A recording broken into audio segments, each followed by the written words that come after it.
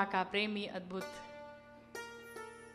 जब बेटा या बिटिया घर से कहीं बाहर जाए और उसके पर्स में भले लाखों रुपए पड़े हों, पर जाते समय माँ के हाथों द्वारा दिया हुआ वो 50 रुपया ही उन लाखों को समाप्त कर देता है। लगता है पूरी संपत्ति मिल गई।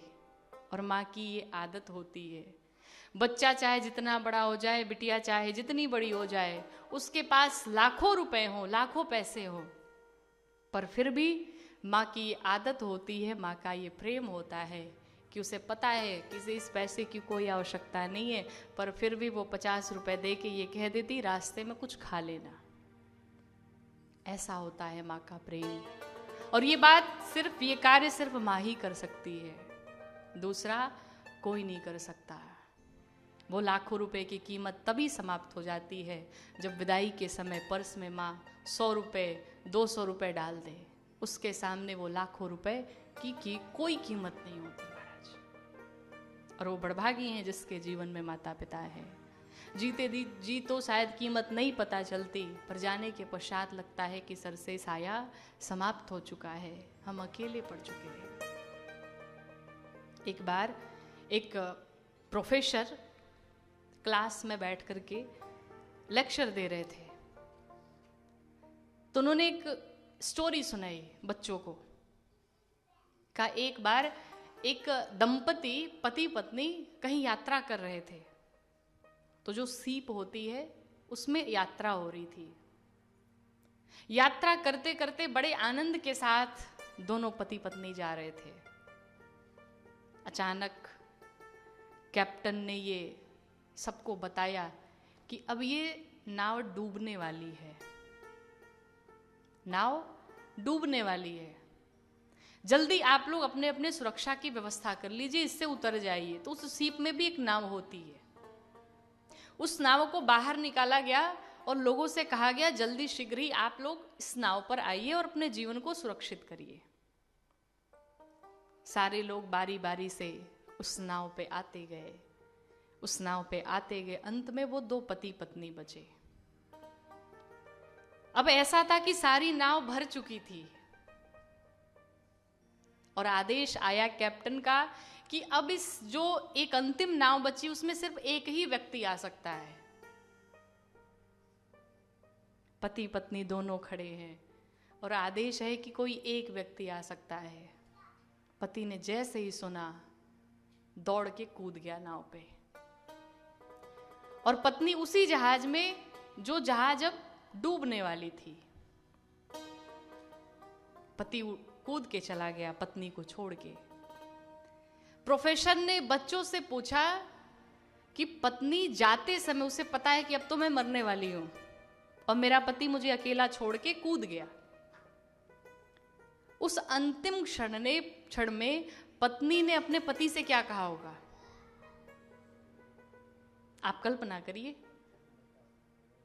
पत्नी ने जाते समय क्या बोला होगा?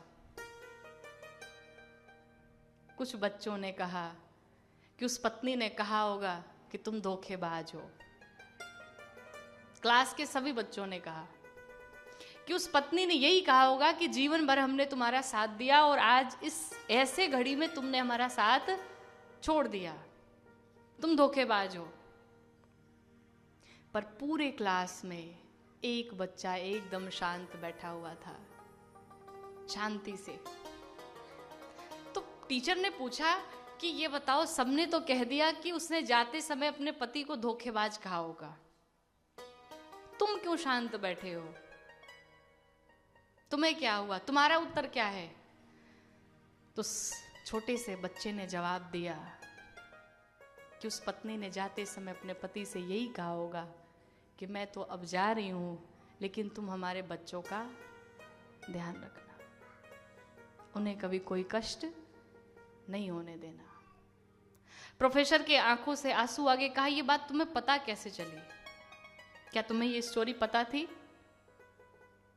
बच्चे ने कहा, मुझे ये स्टोरी पता नहीं थी, पर मेरी भी मां नहीं है, और मेरी मां जब जा रही थी अंतिम क्षण ने उसने मेरा हाथ मेरे पिता के हाथों में देते हुए कहा था, मैं तो अब जा रही हूँ, पर मेरे इस बच्चे का ख्याल रखना, इसे कोई कष्ट ना होने देना।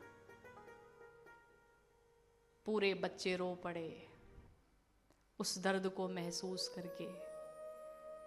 वो पत्नी तो मर गई, चली गई छोड़ के। पिता घर पे आया, उसकी एक छोटी सी बेटी थी। वो बेटी उसको बड़ा किया, पाल पोस करके उसका ध्यान रखा, पढ़ाया लिखाया, विवाह कर दिया। समय आने पर पिता की भी मृत्यु हो गई। तो पिता ने अपने जीवन में एक डायरी लिखी थी। बिटिया को वो डायरी मिली और उसने उस डायरी को पढ़ा। उस डायरी में लिखा था कि जो पत्नी थी उसे कोई बहुत बड़ी बीमारी थी, बहुत बड़ी बीमारी थी। वो आज नहीं तो कल मरने वाली थी। पति ने अपने डायरी में लिखा था, मैं जानता था कि तुम आज नहीं तो कल चली ही जाओगी छोड़ के। तुम बहुत ज्यादा दिनों की मेहमान नहीं थी हमारे बीच में। 2-4 दिन, 10 दिन, हफ्ते दिन के बाद तुम्हें जाना ही था। मुझे माफ कर देना, मैं तुम्हें अंतिम समय में छोड़ के चला आया। मैं दूसरी नाव पर चला आया, पर मेरे पास मजबूरी थी। और वो मजबूरी ये थी कि तुम्हें बीमारी थी। अगर मैं भी तुम्हारा साथ देता तो हमारे बच्चों के ऊपर से माता पिता दोनों का साया उठ जाता। इसलिए मैंने उस क्षण में अपने आप को मजबूत किया और तुम्हें ऐसी स्थिति में छोड़ करके मैं दूसरे नाव पर आ गया।